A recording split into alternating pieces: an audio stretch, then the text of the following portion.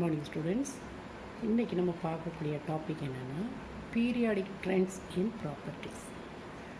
இது வரைக்கும் நம்ம மாடர்ன் பீரியாடிக் லா, மாடர்ன் பீரியாடிக் டேபிள், அதில் what are the different groups are present and what are the different periods are present, how many different block elements are present, what are they எல்லாமே நம்ம பார்த்துட்டோம். இன்றைக்கி நம்ம பார்க்க போகிறது பீரியாடிக் ட்ரெண்ட்ஸ் இன் properties. அதில் உள்ள டிஃப்ரெண்ட் ப்ராப்பர்ட்டிஸ் பார்க்க போகிறோம்.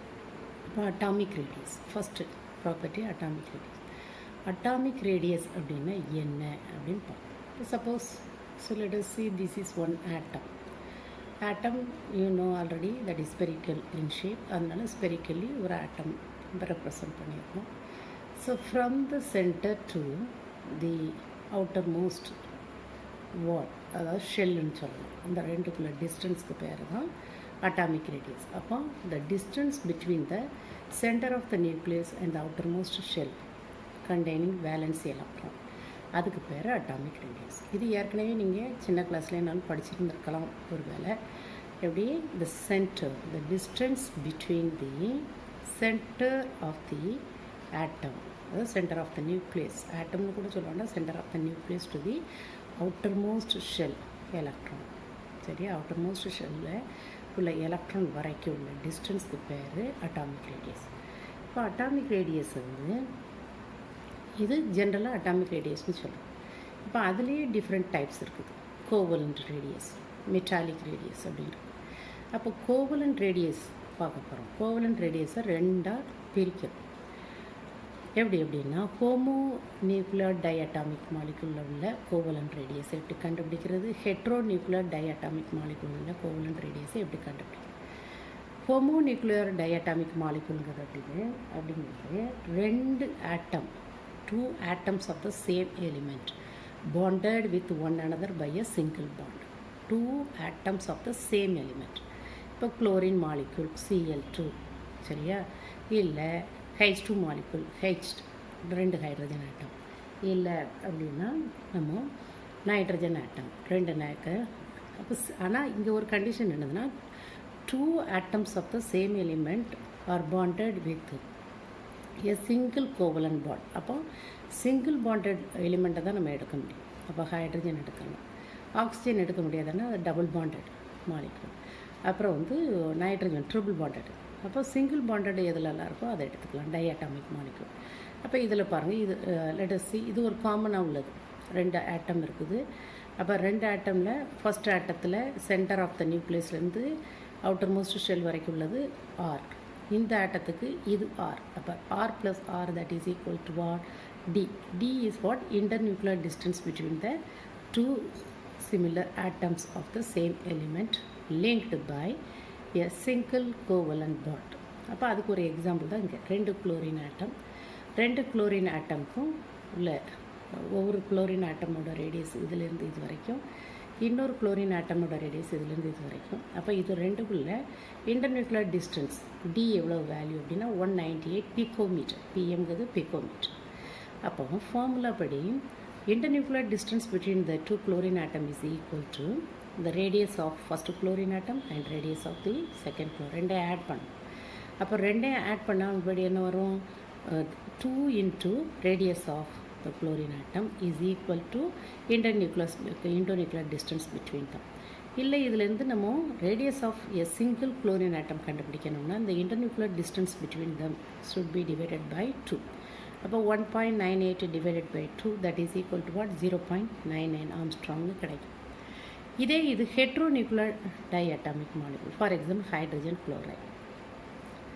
Two different atoms of the different elements are bonded by a single covalent bond. அப்போ இது ரெண்டுக்கும் இடையில் உள்ள இன்டர்நியூக்ளியர் டிஸ்டன்ஸ் எவ்வளோ அப்படின்னா 1.28. So what is the formula to calculate the internuclear distance between the hydrogen chloride, that is equal to radius of hydrogen plus what, radius of chlorine, minus 0.09 into chi of A minus chi of B. அது x கிடையாது, அது chi. Chiங்கிறது electronegativity of the வந்து hydrogen and electronegativity of chlorine atom. சரியா? Chi அப்படிங்கிறது என்னது அப்படின்னா electronegativity. According to the Paul's method, electronegativity of hydrogen is equal to 3 and electronegativity of chlorine is equal to electronegativity of chlorine is 3 and electronegativity of hydrogen is 2.1. Pauling's method. சரி, இது ஒரு one word நல்லா ஞாபகம் வச்சுக்கோ. அப்போது DFHCl, அப்போ hetero nuclear diatomic மாலிகுலுக்கு D எப்படி கண்டுபிடிப்பீங்க? D of AB is equal to R of A plus what? R of B minus 0.09 into chi of A minus what? Chi of B. அப்போ இங்கே நம்ம substitute பண்ணுங்கள் இந்த வேல்யூஸ். சப்ஸ்டியூட் பண்ணும்போது நமக்கு r of radius of chlorine already நம்ம இங்கே கண்டுபிடிச்சிருக்கோம். 0.99 போட்டுருக்கோம். சரியா? What is that one? 0.99. Okay, 0.99. Okay, so minus 0.09 minus 3 minus 2.1. 3 minus 2.1. அப்போ இது எல்லாத்தையும் நம்ம ஆட் பண்ணி பார்த்தோம் அப்படின்னா, if we simplify that, then we will get the answer. Radius of hydrogen is equal to 0.371 Armstrong. சரியா? இதுதான் ரெண்டுக்குள்ள difference. Covalent radius of homonuclear atom, very simply we can calculate radius of any one atom is equal to 1. R of any one atom is equal to what? The internuclear distance between them divided by 2, 1/2. அப்போ definition எப்படி கொடுப்போம்? 1/2 of the internuclear distance between the two identical atoms linked by a single covalent bond. இதுதான் definition. Covalent radius of a homonuclear diatomic molecule ஓட definition. சரியா? அப்போ இங்கே என்ன சொல்லணும்? So this is the one half of the distance நம்ம சொல்ல முடியாது. This is the formula straight away we have to write. அடுத்தது மெட்டாலிக் ரேடியஸ். மெட்டாலிக் ரேடியஸோட டெஃபினேஷன் என்னென்னா, 1/2 of the distance between the two adjacent metal atoms are closely packed in a metallic crystal. இப்போ suppose copper மெட்டல்னால் 2 copper மெட்டல்ஸ்க்கு இடையில் உள்ள internuclear distance வந்து 2.56ன்னு வச்சுக்கோம். அப்போ radius of one copper atom is equal to 2.56 divided by 2, that is equal to 1.28 angstrom. சரியா? இதுதான் ஃபார்முலா. அப்போ இதுக்கு how do you define metallic radius? 1/2 of the distance between the two adjacent metal atoms in the closely packed metallic crystals.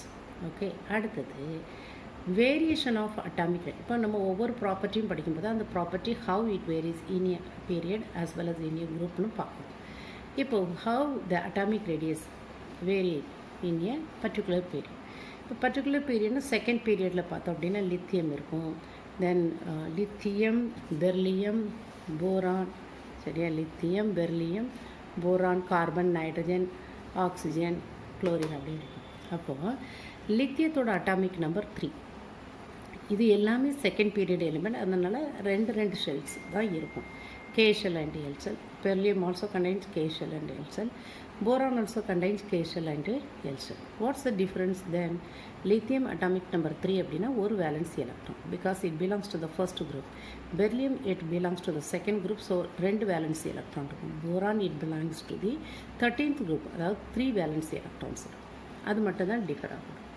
So they have same number of principal quantum number, it means same energy level தான் இருக்கும். outermost valency cell electron மட்டும் தான் differ ஆகுது. lithium since it belongs to the first group, it has only 1 electron, and beryllium it belongs to second group, so 2 electrons, and boron it has 3 electrons. அப்போ ஒரு electron இருக்கும்போது இந்த centre nucleus it attract the valency sell electron towards it's. அதுக்கு பேர் என்ன பேர்னா nuclear charge. சரியா? இந்த centre nucleus, in the nucleus it attracts the valency cell electron. Nucleus of an atom attracts the valency cell of electron towards itself, that is called as what? Nuclear charge. அப்போ இங்கே nuclear charge வந்து ஒரு electron இருக்கிறதுனால கொஞ்சம் கம்மியாக இருக்கும். Here in the case of the beryllium there are 2 electrons are present in the L shell, அது valency shell. அப்போ கொஞ்சம் ஜாஸ்தியாக இருக்கும். போரானில் அதை விட அதிகமாக இருக்கும். From left to right of the period, the nuclear charge is slowly it's going on increasing. Nuclear charge increase ஆகும்போது the size of the atom will be shrinking. Shrinkingனா கம்மியாயிரும், ரேடியஸ் கம்மியாயிரும். அதனால் இங்கே பாருங்கள், நான் இப்படி கொடுத்துருக்கேன். ஹரிசாண்டலில் ஒரு ஆரோ மார்க் கொடுத்துருக்கேன், வெர்டிக்கலில் ஒரு arrow. Horizontal arrow mark it represent period and vertical arrow mark it represent arrow mark it represent period and vertical arrow mark it represent what? The group. அப்போது in a period இப்போ நம்ம discuss பண்ணதுபடி across the period the atomic radius is going on decreases. Why it's going on decreases? Because of increasing in nuclear charge.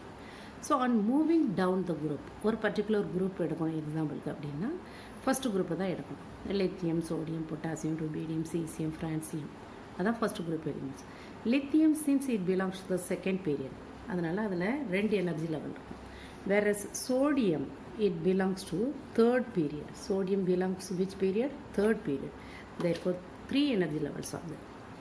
பொட்டாசியம்னா அதுக்கு அடுத்தது 4th period, 4 energy levels. அப்போ on moving down the group, எந்த group எடுத்தாலும் from top to bottom the number of energy level it's going on increase. எப்படி increase ஆகுது? Second period, third period, 4th period, 5th பீரியட்னு சொல்லும்போது இந்த as the number of the principal quantum number is increased, the addition of new energy shell will be increased of. அப்போ இப்போ லித்தியத்தோட size பாருங்கள், பார்த்தாலே தெரியுது சின்ன சைஸ் சோடியத்தை விட. அப்போ அட்டாமிக் ரேடியஸ் லித்தியத்துக்கு கம்மியாக இருக்கும், சோடியத்துக்கு அதிகமாக. இப்போ இதுக்கு அடுத்து பொட்டாசியம், அதுக்கு இதை விட அதிகமாக இருக்கும். So on moving down the group the atomic radius is going on increases since the addition of new energy level. இதுதான் கான்செப்ட். அந்த ஃபேக்டரை எழுதணும், எப்படி வேரி ஆகுது, அது என்ன மெட்டீரியலில் வேரி ஆகுது, ஒய் அப்படிங்கிறத எழுதணும். So across the period the atomic radius is going on decreases due to increasing in nuclear charge. On moving down the group the size is going on increases, therefore even the